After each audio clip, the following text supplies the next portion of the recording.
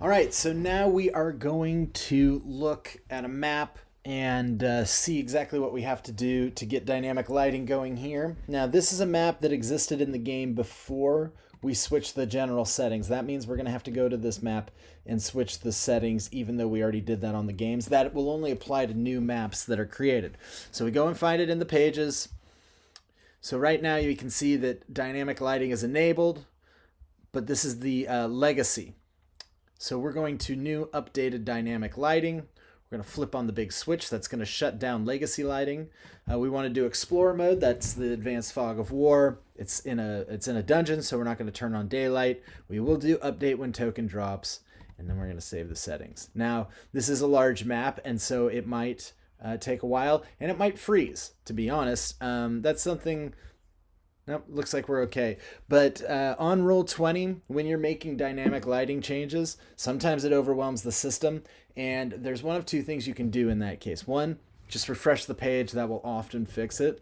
And two, go back to whatever you just turned on or off and reverse it. So like if this page was messing up right now, I could go back and undo turning on the dynamic lighting and save that, go back and turn it on. So, basically it's the IT crowd. Just flip it on and off again and see what works. So let's see how this works with a character. So we'll drag one of our characters on here. And look how small she is. This is a big level. So we'll go over here. And if you ever want to see what your characters are seeing, you can highlight them and press Command L. So right now we can see that she is seeing a completely dark screen. So let's go and look at her vision. Right now, she doesn't even have legacy lighting on. She's got nothing. So we're going to go to her dynamic lighting, and her vision is on. However, there's no light. There's no light sources in the room. So she's going to have to emit some light if she wants to see, or she's going to have night vision. Now, if we gave her night vision, we can turn this on, and let's say we give her 60 feet of night vision.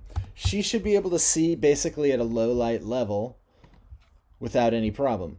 So when we're in just regular DM mode or GM mode, we can see what they see by this thing around them. But if we want to see what it looks like when to them, again, highlight them, Command L, and now we can see that. And we can also see that as we move around. Even as we moved her around in the GM mode, the fog of war started to reveal, which is not like great, but what are you gonna do? You can try to reset it. My experience is it doesn't reset all that well. Anyway, so let's say we don't want her to have night vision. We want her to have a torch. Well, then I'm going to turn on her bright light. Let's say the torch gives it 10 feet of bright light, and then there's 10 additional feet of low light. So we're going to have to write 20 feet. So just imagine that the circle is as big as you say it is. It's not on top of the other one. So bright light will go up for 10 feet, and then after that, another 10 feet will be low light. So now we can look at her and see that she is revealing a much smaller circle. But as she goes around, she should be able to see everything she needs to. So again, back in her dynamic lighting, you can limit her field of vision. Like, for example, if you only want her to be able to see in front of her, 180. So now she can just see what's going on there.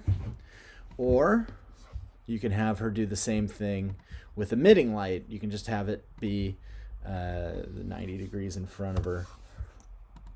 And that's where maybe she's got a lantern. You can grab the little thing here and turn them around. So now you basically have all the lighting you need between night vision and letting them emit light. You also, of course, this is all contained within the dynamic lighting structure. So if you don't have dynamic lighting set up, where you have these blue walls here, those are the barriers of where lighting will go. So if we go back to our character, you can see that where that stops is at where those blue lines were. So that's basically it. It's a bit buggy, to be honest, and you're not always going to get it to play nicely. It seems like almost every time I have a game, it just ends up not wanting to work for at least one person.